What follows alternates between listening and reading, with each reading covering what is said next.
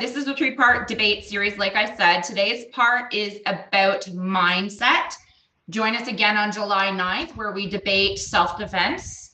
And then the third and final part of the debate is July 30th. We're going to debate which training modality, art, is more fun to train. So I'm Coach Lita. I'm a boxing and mindset coach, and I specialize in two groups of people. I help women increase their energy while decreasing their emotional and physical pain so that they can have the confidence they deserve. I also help people with Parkinson's move beyond perceived limitation so that they can have a better quality of life as they age. My experience is in Bachelor of Sciences of Nursing, geriatric, mental health, and long-term care nursing, as well as professionally in the boxing world. I have 45 amateur fights, the first light welterweight Golden Glove Championship of Canada, and 1-on-1 as a professional boxer. In 2017, I was voted Fab Female Health and Wellness Entrepreneur of the Year in Greater Toronto Area. My co-debater here, Damien, is going to introduce himself, and then we're going to get into this three-part debate. Well, hello, I'm Damien. Frankly, I think, oh, I'm not showing up on my screen. 1 second. It'd be bad if it was just you the whole time. Let me just see if I can fix that.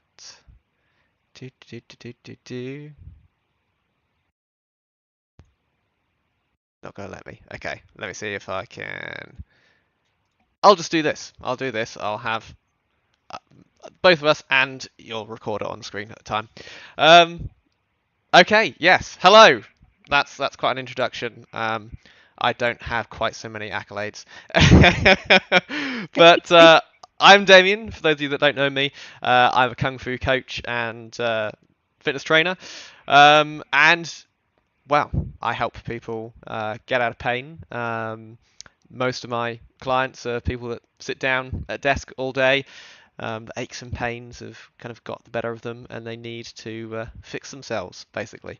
Try and get back into that active, healthy lifestyle that maybe they once used to live, and indeed help people get better at Kung Fu, which also ties nicely into what we're talking about today.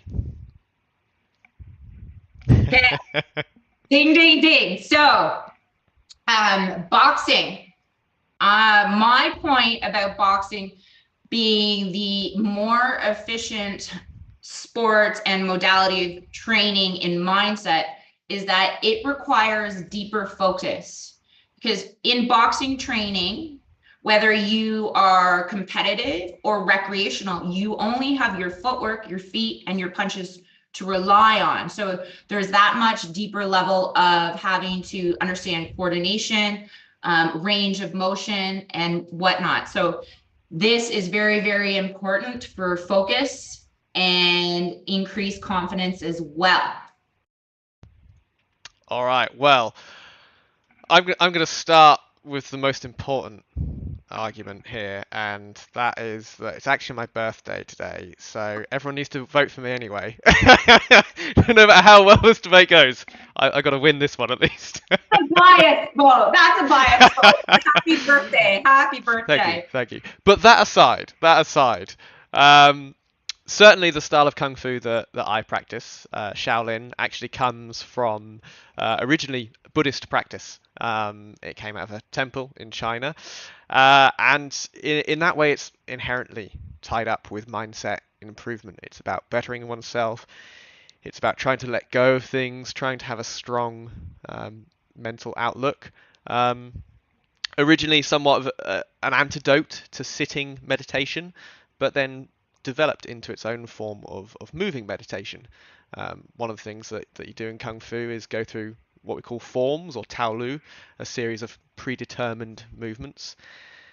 And within Shaolin, one of the ideas is that you use this as a form of moving meditation. You're focusing just on what the body is doing, less so on all the busy thoughts that go through your head. You focus enough, and everything else kind of just disappears into the background. And when you get really, really good at it, it takes a little while, but once you get there, the mind can completely switch off, just like it does in sitting meditation. And you go through these movements almost not being aware of it. So it's very much a practice aimed at mental development from the ground up. Okay, well, I like that you, or more off, you said takes a little while. You know, in this day and age, most people do not have the attention span to take a little while. So looking at the long-term effect. So with boxing, you can do it for a couple weeks. Boom, right away you get your footwork, your handwork, and that punches and that down. And you're not taking that little while to develop that mindset. You're developing it within like 3 or 4 hours. This just means that kung fu is scalable. You know, you're hitting the peak of boxing within a few weeks, and there's just a plateau from there. You get straight into kung fu, and straight away your brain is thinking, what the hell do I do with my body? And that takes all your attention. You don't have time to worry about, you know, what you've got to do at work tomorrow. But the more time you invest in it, the longer you do it, then you start getting even more benefits. So, you know, it scales with your level of expertise. Okay. Well, I mean, I will kind of give that point to you, but in this day and age, in terms of mindset and scalable and all of that, when it comes to the modality of like quotes and that are said in everyday language and everyday movies, everyday books, everyday quotes, nobody says like, let me like roll with the kung fu. True. You know, True. say like, you know, we're gonna roll with the punches, take a knee, you know, go to the corner, gotta listen to my coach. These are language and like euphemisms that are used in everyday kind of modalities of mainstream media and that. So bam. That is a good point. That is a good point. And I do think that language is very reflective of our mental makeup. So I will concede that one. But but I'll also say that one of the big things with kung fu is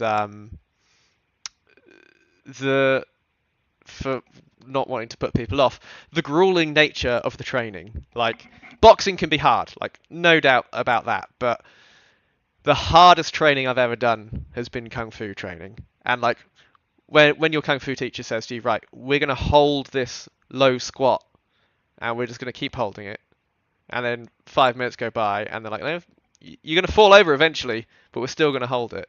The mental willpower it takes to get that is huge, and the more you do it, the more that mental willpower builds up, and you get that real mind over matter control from this kind of training. And I will say boxing can be tough, but I don't think it's that tough. In the words of Mike Tyson, everyone has a plan until they get punched in the face. But what about getting kicked in the head? Well, yes, kicked in the head, but yeah, it's like nobody is going to generally kind of go around and kick you in the head in like everyday life, I guess you could say, right? So it's like the euphemism, both. Like I understand that it's just when you're training, even in boxing, you don't have to train for contact, like to actually hit someone. You can train with a partner, learn how to hit and do those movement skills and that, and use your body fully as the number one athlete. And I mean, I understand the physical and mindset component of kung fu and holding in that spot, but in terms of time wise, and I'm going to bring it back to this day and age, in terms of time wise, there's not everybody has that time, right? So you want to learn as effective as you can and as fast as you can with a partner, you know, working on that mental focus just with your footwork and that, not necessarily having to get hit or not, but you're learning, you know, this brings me to my second point, the number one sport that is rated by ESPN out of all Olympic sports is boxing, because there's so many things that you're completely focused on as an athlete, which is transferable to everything, you know, like everyday movement in terms of having to balance, everyday movement in terms of having to be endurance, strength, power, speed, agility, flexibility, nerve, durability, being able to ebb and flow with everyday challenges of life, and adapt on the fly, which the pandemic definitely showed us that. You need to adapt like that and be able to have that mindset to be able to do that. And boxing allows you to do that. I would argue that Kung Fu does all the same things. We have footwork, we have agility, we have flips, we have acrobatics, we But who have doesn't learn mindset. flips and acrobatics? Well, Like, it's all part of it. It depends on the style of Kung Fu, but if we're talking the style that I do, acrobatics are a huge part of it. The athleticism of people that train this style of Kung Fu, like, but for is Kung Fu an is Olympic sport? No, it is not. But that, we're talking mindset benefits here. True. Whether it's an Olympic sport or not does not determine whether it's good for your mindset. Otherwise, we would be saying, well, what's been around in the Olympics for longest. It's not about whether it's in the Olympics. It's about what's good for the mindset. True enough. True enough. It's good for the mindset. Very, very true. So, viewers, what do you think? What is good for the mindset based on our points that we've discussed here today? Do you have any other points here, Damien, before we kind of wrap? I think maybe the last big comment I'd make would be that I've always found with me personally and with everybody that I've coached over the years that Kung Fu just makes people so much more confident in their bodies from being confident as a person, but also being confident in how they can use their body, because the whole body is involved, all the way from toes to the head. We're kicking, we're punching, we're rolling, we're doing flips.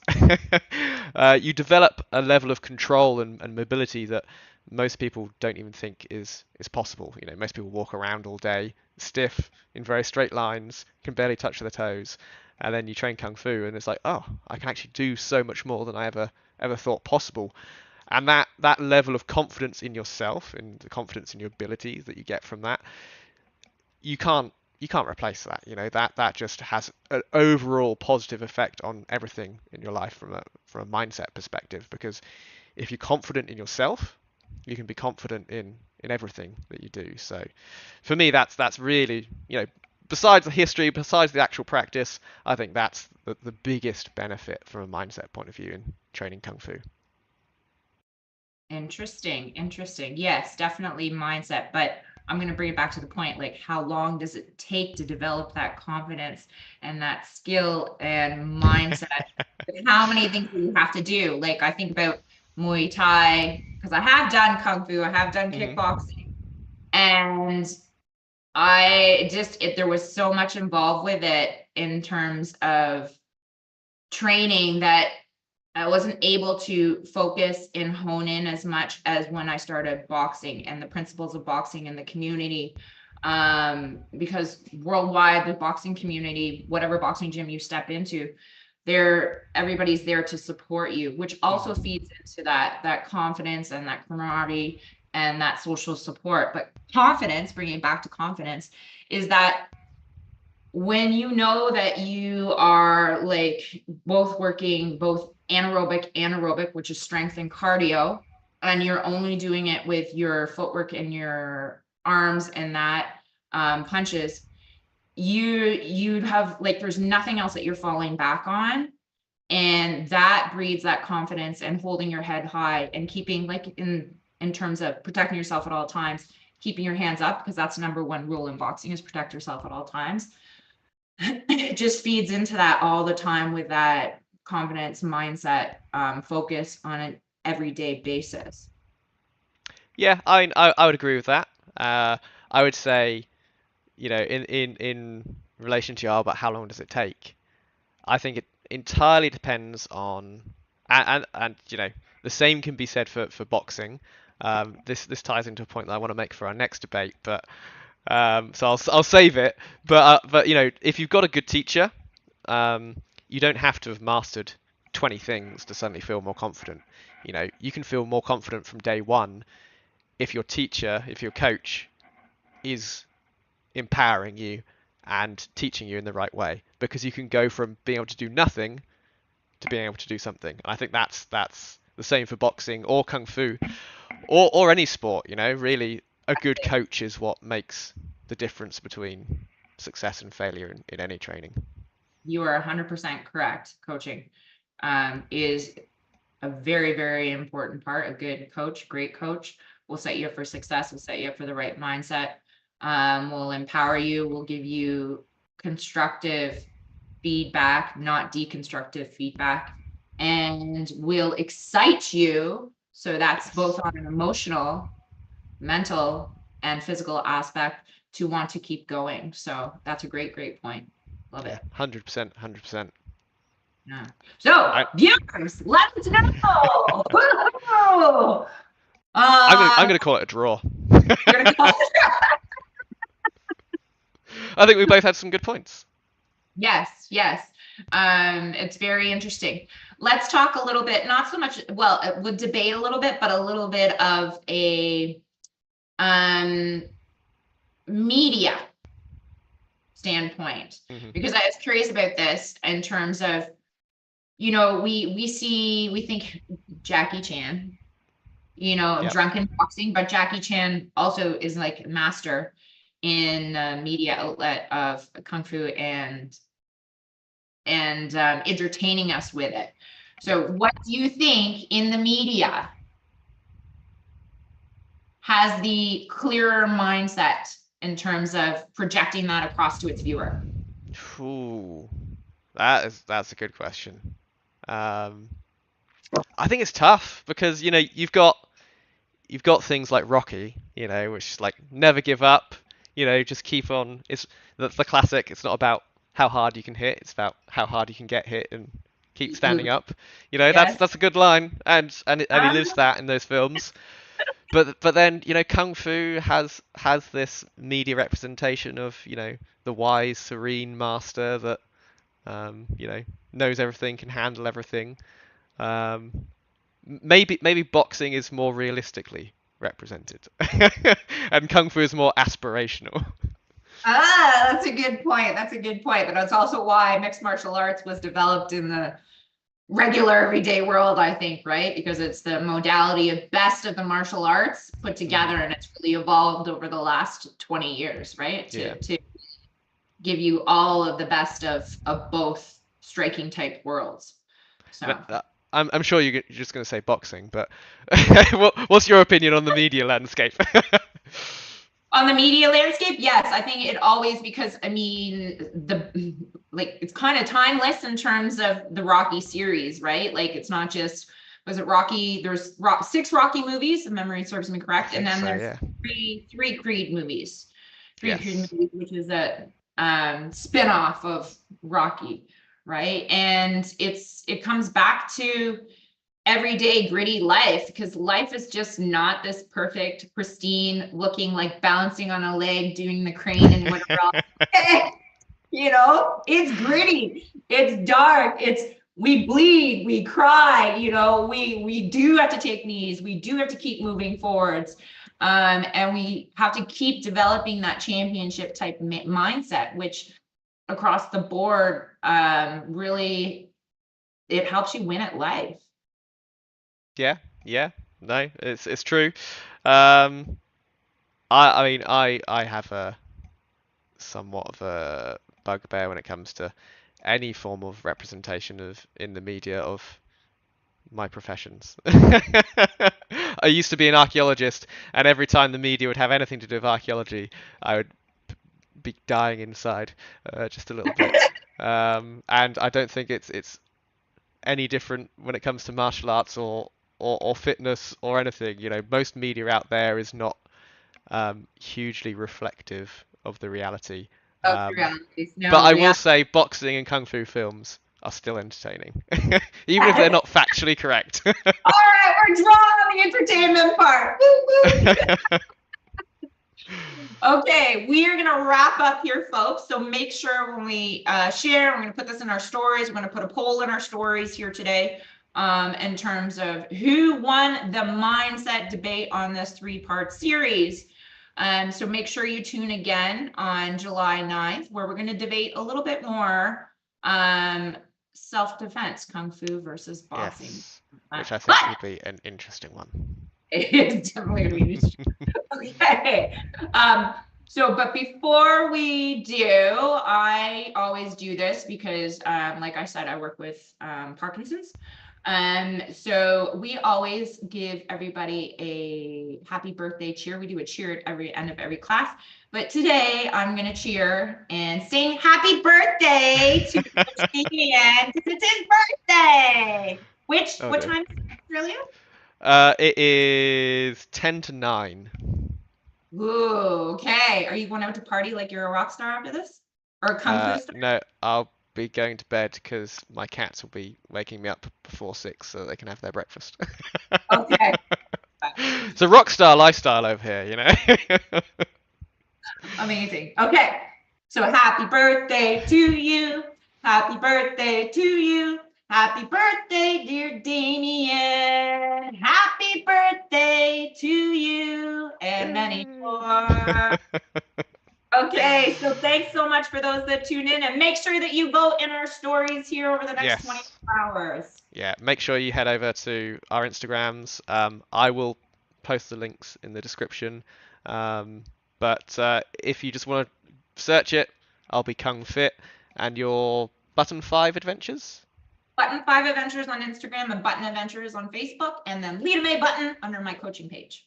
Cool. So yeah, go vote. Vote for me. It's my birthday. But no, vote honestly. See who you think won, and yeah, we'll see who won this part, and then we'll see who wins the other parts as well. On July 9th. All right, Okay. looking forward to it. Looking forward to it too. Everybody have All an right, amazing, awesome day. Ciao. cheers later. Cheers everyone. Bye.